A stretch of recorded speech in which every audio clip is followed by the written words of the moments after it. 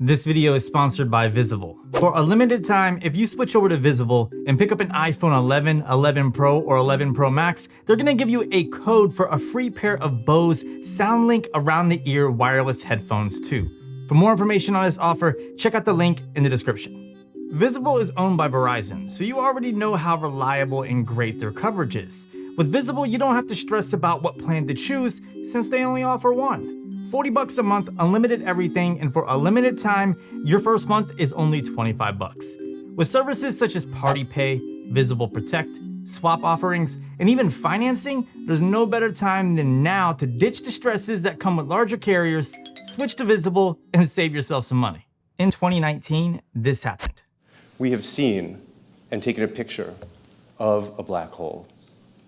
First fully albino giant panda filmed in the wild in China. We're going to begin with Rihanna paving the way in luxury fashion. She is now the first woman ever to create an original brand for LVMH. Images of the far side of the moon captured by a Chinese probe. And with that, China has made history, making the first ever landing in that area. This is the iPhone 11 Pro, and these are the most powerful and most advanced iPhones that we have ever built. And the iPhone 11 and 11 Pro were released worldwide. At the time of this video, September 2020 is right around the corner. This means a new set of Apple iPhones are ready to fall in the hands of consumers and enthusiasts alike. Before that happens and your sub boxes fill up with iPhone 12 videos, let's talk about my one-year relationship with the iPhone 11 Pro Max. Out of all the iPhones I've ever used and I've ever owned, the iPhone 11 Pro Max has the best build. It's not my personal favorite in terms of looks, that still goes to the iPhone 4 and 5, but from a durability aspect, it's held up the best. Let me know in the comment section what your favorite iPhone design has been. The matte glass on the backside resists fingerprints beautifully and at the same time hides any scuffs and scratches pretty good. Although some might still make it through like this tiny one, but for the most part it does a fantastic job. I wish I could say the same thing about the front. Despite using a glass screen protector on my phone for nearly 6 months, I have enough micro scratches to make you think I've had this phone well over a year without a screen protector. The stainless steel frame has surprisingly been much more resistant to scratches versus previous models like the iPhone X. The camera bump on the backside ended up not being as ridiculous as we initially thought when the leaks first emerged.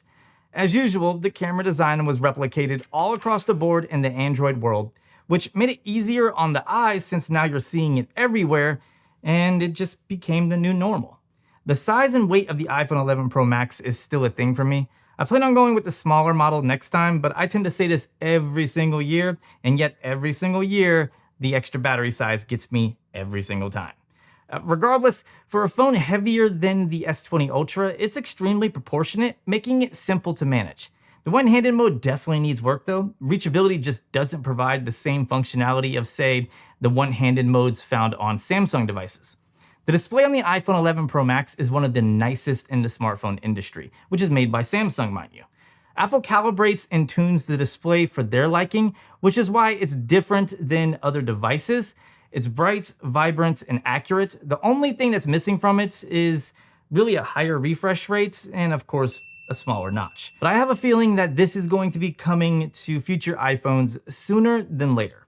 Regardless, even after 11 months, the iPhone 11 Pro Max's display is a joy to look at.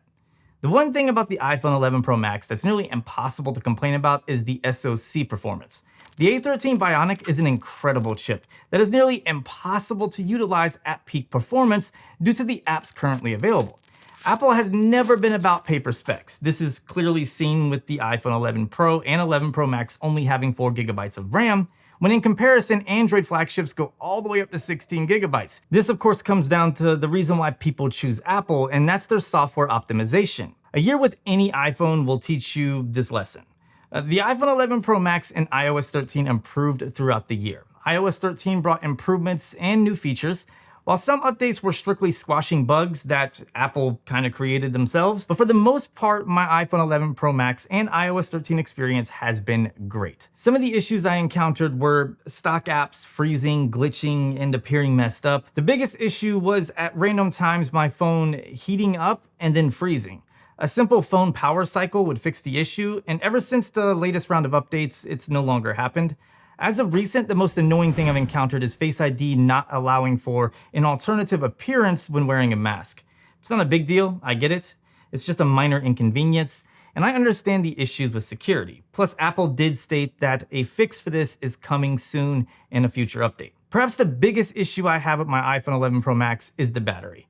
I've complained about it in my previous 6 months later video, which was posted around 4 months ago. I mean, timeliness was never one of my prime virtues. The sad thing is that in 4 months, my iPhone 11 Pro Max went from a 95% battery health capacity to 90%. I'm sorry, but that's ridiculous. Unfortunately, I can't get my phone swapped through standard warranty, so I'll have to make an Apple Care Plus claim. If you use an iPhone 11 Pro Max, let me know in the comment section how long you've had your phone and what your current battery health capacity is. Sadly, a phone that once lasted me an entire day doesn't even make it through a full day without needing a quick charge in the evening anymore. The camera on the iPhone 11 Pro Max is one of its biggest selling points. Despite not having the highest megapixel count or packing the most cameras, it competes with the best of them and surpasses a lot of the competition. Over the last year, the camera has improved and new features have been brought to the camera app.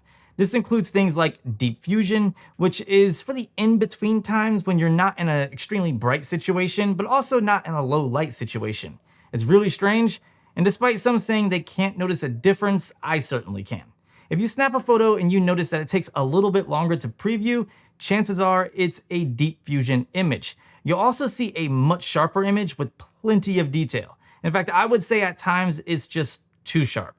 Night mode has also gotten better with time. I could take incredible low light photos or even snap awesome astrophotography type images. I wish Apple would introduce a pro mode or manual mode into the stock camera app, but ultimately there are many great third-party apps available, so it's not too big of a problem. On the video side, being able to shoot 4K 60 frames per second on all 4 cameras is awesome. If there's another phone out there that's capable of doing this, let me know in the comment section because I'm pretty sure the iPhone is the only one that can do it. You can also stream from all 4 cameras at once. However, you're limited to recording 2 at a time if you use a third-party app called Double Take. Double Take is from the makers of Filmic Pro and it works pretty good, so if you're interested, make sure to check it out. I still think the iPhone 11 Pro Max is the best smartphone for video currently on the market. It has the most reliable autofocus, great stabilization, excellent colors, and really good auto white balance. In the last year, Apple also added the ability to change the frame rate and resolution right inside the camera app, which is so much more convenient versus what it was before. So what would I change about the iPhone 11 Pro to make it better for the iPhone 12 Pro? That's a tough one because the experience is already great, consistent, and reliable. However, there are a handful of things. First and foremost, future iPhones really need to be equipped with a 5G radio or an antenna, even though 5G may not be ready for prime time and it's still in its infant stages and continuing to grow. For the price of this phone and compared to the competition, it should have a 5G antenna.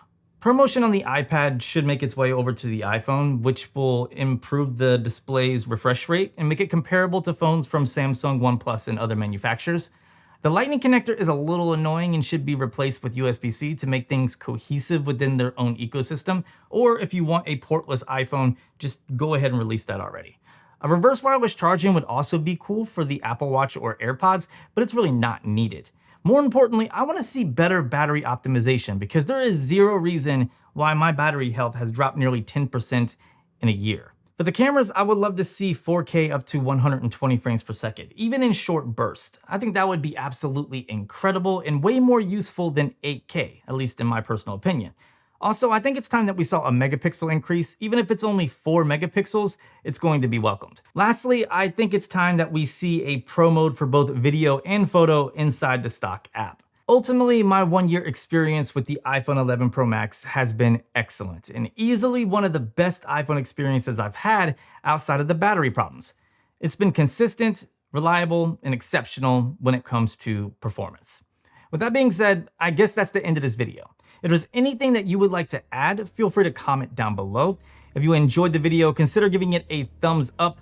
Subscribe for more videos just like this, and I will see you incredible people in the next video.